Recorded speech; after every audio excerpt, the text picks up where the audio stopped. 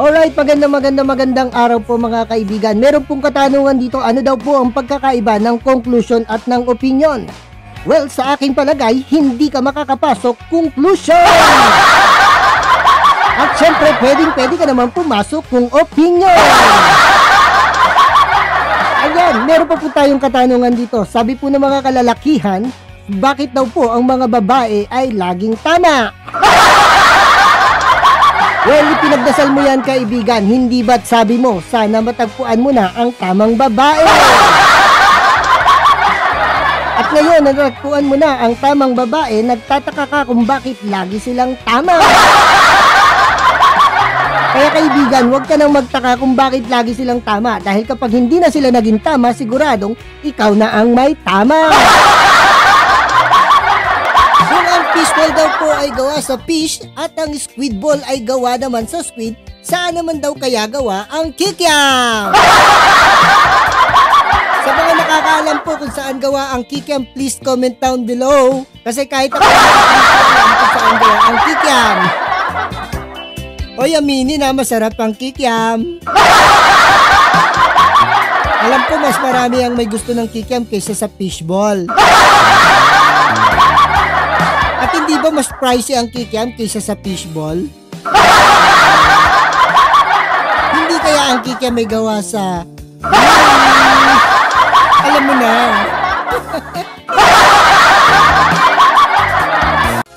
Maniniwala ka ba kung sasabihin ko sa'yo na ang pinakabatang picture mo ay siya rin namang pinakamatandang picture mo? Naget mo ba yung ibig kong sabihin? Well, kung naiintindihan mo at naget mo yung sinasabi ko, please comment down below kung bakit ko sinabi na yung pinakabatang picture mo ay siya rin namang pinakamatandang picture mo. Kung ang isang teacher daw ay hindi kayang ituro ang lahat ng subject, bakit ang estudyante ay kailangan pag-aralan ang lahat ng subject? Oo nga naman, does it make sense? Bakit nga naman kailangan pag-aralan ng isang estudyante ang lahat ng subject kung ang isang teacher ay hindi niya kayang ituro ang lahat ng subject? Ang orange daw po ba? Well, I'm talking about the orange fruit. Yung orange po na prutas. Ang orange daw po ba ay pinangalan ng orange dahil ba orange sila? O ang orange ay pinangalan ng orange dahil sila ay orange? Ano nga po ba ang dahilan kung bakit tinawag na orange ang orange? Ano daw po ang tawag sa bunga na kapag iyong binalatan ay nagbabago ang pangalan? Sa mga nakakaalam po kung ano ang tamang sagot, please comment down below. Ayan, so kung alam niyo po ang tamang sagot, please comment down below. Ano ang tawag sa bunga na kapag iyong binalatan ay nagbabago ang pangalan? Ano ang meron sa nyog na makikita mo naman sa dulo ng kawayan?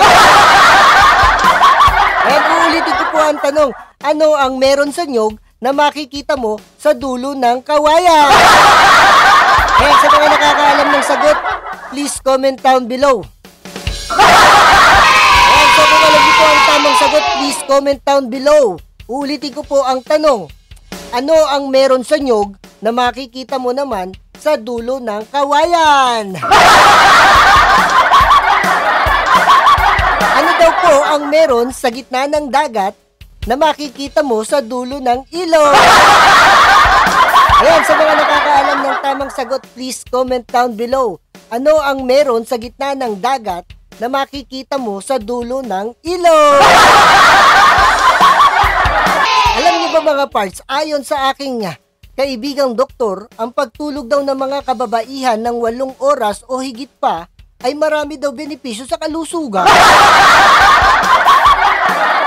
Maaari daw makaiwas sa mga karamdaman katulad ng high blood pressure, stress, diabetes, headache, heart attack, stroke.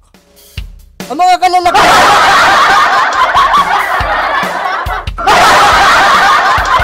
Gusto mo bang ma-perfect ang iyong exam?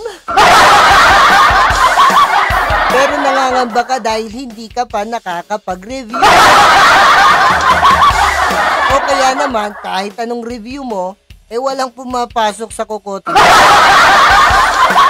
Simple lang yan, parts. Tuturuan kita kung paano mo mape-perfect ang iyong exam. Lahat ng tanong, ang isagot mo, babae. Bakit ka mo, parts? Lagi naman silang tama. Sigurado, parts, perfect ka sa exam. Alam mo ba, parts, ang pagkakaiba ng tunog ng ahas noon sa tunog ng ahas ngayon? Ito, importante na maintindihan nyo at malaman nyo kung ano yung pagkakaiba ng tunog ng ahas noon sa tunog ng ahas ngayon. Ito ang tunog ng ahas noon. Psst. Psst. Yan ang tunog ng ahas noon. Pero, ito, kailangan nyo maintindihan. Ang tunog ng ahas ngayon. Ito ang tunog ng ahas ngayon, mga pards. Bes! Bes! Yan ang tunog ng ahas ngayon. Bes! Bes! Masama bang maging kaligayahan o kasiyahan ang kalungkutan ng iba? Lalo na kung ang balita, break na sila ng jowa niya. Masama ba yun?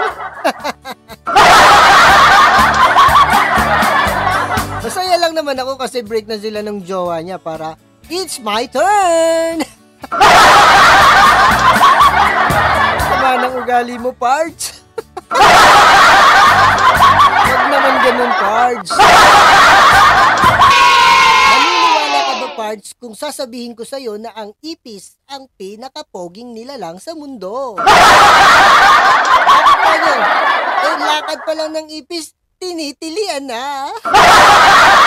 Paano pa pag dumapi siya sa'yo?